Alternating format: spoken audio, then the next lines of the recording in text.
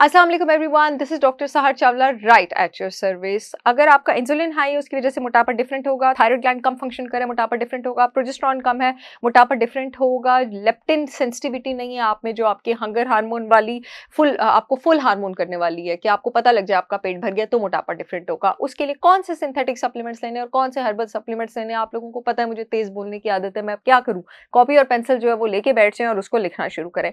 Insulin अगर आपके पास तेज है तो आपके पेट पे जो चर्बी है वो बहुत ज्यादा होगी। इस केस में जो सिंथेटिक सप्लीमेंट्स आपने लेने हैं, क्रोमियम। क्यों क्रोमियम आपने इसी लेना है क्योंकि क्रोमियम आपके पास ब्लड शुगर ग्लूकोज को बैलेंस करने में हेल्प करता है।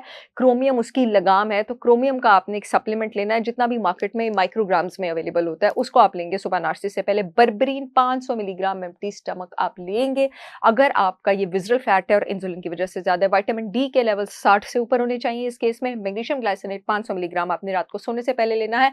इनोसिटॉल 900 मिलीग्राम या 1000 मिलीग्राम आपने एक एम्प्टी स्टमक लेना है। और जड़ी बूटियां कौन सी लेनी है इंसुलिन को आपने नॉर्मल करने के लिए? करेला लेना है, आपने स्वांजना लेना है, आपने आंवला लेना है, आपने मेथी दाना पाउडर लेना है और आपने दालचीनी लेनी है।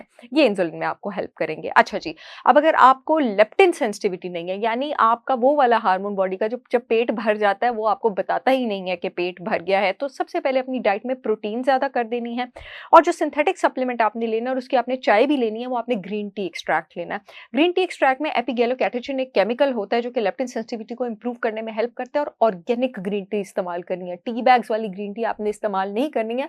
चाहे तो मेरी ब्रांड होलिस्टिक विजडम बाय सहर चावला से ऑर्डर कर सकते हैं। बाकी जो करेला, आंवला, मेथी दाना पाउडर है वो सारी चीजें भी मेरे पास जो है अवेलेबल है। इसके अलावा आपने अपनी डाइट में एक सॉल्युबल फाइबर सोर्स इंक्लूडेड रखनी है, लेकिन सॉल्युबल फाइबर को इंक्लूड करने का तरीका ये होता है कि आप इसको 4 हफ्ते यूज करते हैं और उसके बाद 2 हफ्ते छोड़ते हैं, वरना आपकी बाल मूवमेंट्स उस पर डिपेंड करना शुरू कर देते हैं। मगर लेप्टिन सेंसिटिविटी इंप्रूव करने के लिए बहुत ज्यादा जरूरी है।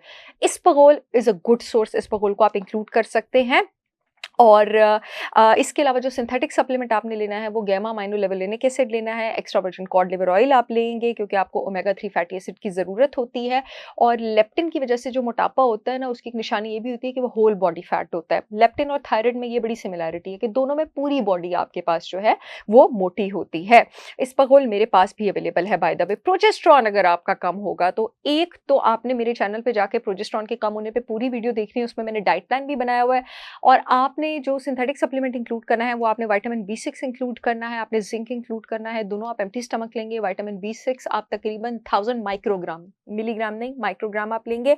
और एक चेस्ट बेरी एक्सट्रैक्ट जो है आपने अपनी डाइट में इंक्लूडेड रखना है। विटामिन सी बहुत हेल्प करता है प्रोजेस्ट्रॉन को, लेकिन विटामिन सी आप सिंथेटिक सप्लीमेंट की जरूरत में नहीं लेंगे, आप आंवला पाउडर लेंगे, वो आपके प्रोजेस्ट्रॉन को हेल्प करेगा। और प्रोजेस्ट्रॉन जब कम होता है ना तो मोटापा आपके लोअर एब्डोमेन में होता है, पीरियड्स खराब होते हैं और मूड बहुत बुरा होता है, बहुत ज्यादा उसमें।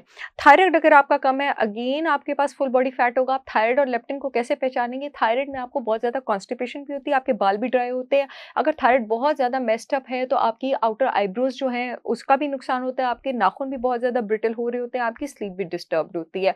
सिंथेटिक सप्लीमेंट्स में आप अपने पास आयोडीन इंक्लूड रखेंगे, सेलेनियम कम से कम 200 माइक्रोग्राम पहले 3 महीने में मैं पेशेंट्स को इंक्लूड करवाती हूँ, उसके बाद फिर मैं 50 माइक्रोग्राम की डोज पे ले आती हूँ। अगेन विटामिन डी के लेवल 55 से तो ऊपर होने चाहिए, ठीक है। मैग्नीशियम ग्लाइसिनेट 500 मिलीग्राम सोने से पहले। विटामिन बी 12 का इंजेक्शन जो है वो आप हर 2 हफ्ते बाद लगवाएंगे। और ग्रेन्स अपनी डाइट में अगर आपको थायराइड है तो बेटर है किनवा इंक्लूड करें। अगस्त का महीना है, फ्लैट 10% ऑफ है मेरी ब्रांड के किनवा ग्रेन्स पे और बाकी सब प्रोडक्ट्स पे भी जिनका मैंने नाम लिया। आप लोग चाहें, आपको मुझ पर भरोसा है तो आप www.holisticwisdombysaharchavla.com से ऑर्डर कर सकते हैं। पूरे मुल्क में शिपमेंट हो रही है। मुझे उम्मीद है ये वीडियो आप लोगों के बहुत काम आएगी। I will see you all again with yet another informational video. तब तक के लिए अल्लाह हाफिज।